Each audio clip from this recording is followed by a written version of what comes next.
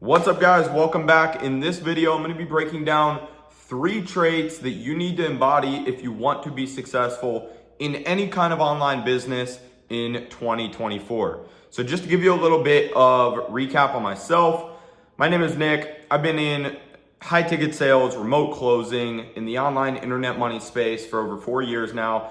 Today, I manage a sales team. I manage a multi-7-figure sales team. And these are 3 traits that I put into each one of our closers and each one of our setters on a daily basis, because if everyone embodies these 3 things, we will do well, we will have record months, everyone makes a ton of money, and everyone's happy. By the way, look at that sky, it's kind of crazy.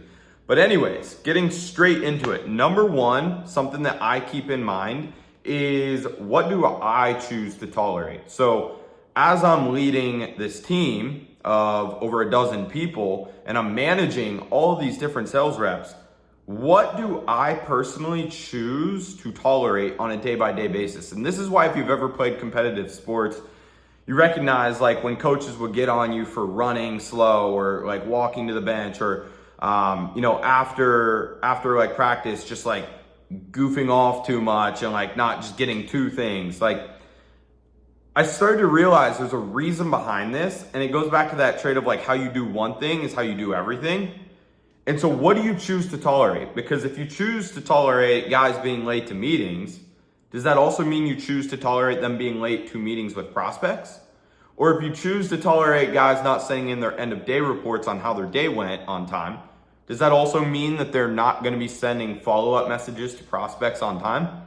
So you have to think about this. What do you choose to tolerate, from the small things all the way up? Now, if you're in your own business, or you're a sales rep, or just making money online, or you're aspiring to do so, same exact thing. What do you choose to tolerate in your day-by-day life? Like, what inefficiencies do you choose to tolerate? Like, are you choosing to tolerate that job that you're working? Are you choosing to tolerate the school that you're going to that you don't want to, that your parents told you to go to? Like, are you choosing to tolerate the people that you're just surrounding yourself with on a day-by-day basis who don't share the same vision and same goals as you? You need to think about what you're choosing to tolerate on a day-by-day basis, and how that's actually affecting, like, the ripple effect of how that's affecting your life and you succeeding or not. Number 2, I create a culture of winners within our sales team. Now, why do I do this? How do I do this? How does it affect you? Why do I do this? Plain and simple. A players, AKA winners, don't like to be surrounded by B players and C players, AKA people who lose. Like, winners want to be surrounded by winners. That's why I do it. Now, how do I do it? You have to have a high level of accountability. Like, you need to have a culture where it's okay to call someone out if they are lacking. You need to have a culture where excellence is essentially the norm. And whenever someone's acting out of that excellence, like out of that line of excellence, it's very apparent, it's very clear. It becomes very, very clear right away that this person's not acting with excellence, because everyone else is. It's like, if everyone else is running 15 miles an hour and you have one guy who's running 6 miles an hour, it's gonna be very obvious, because he's gonna separate from the pack very, very quickly.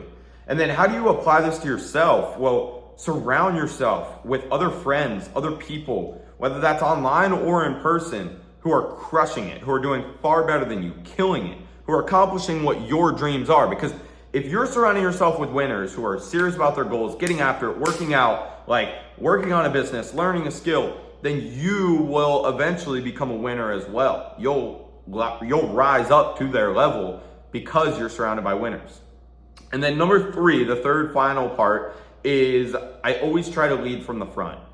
And so specifically in sales, like, the way that I do this is taking sales calls, having a proven track record, knowing how to close deals, having the highest close rate, all of that in the past, so that people know I can trust this guy because he's done it before, right? I see so many people who have never done the thing that they're teaching or the thing that they're trying to do.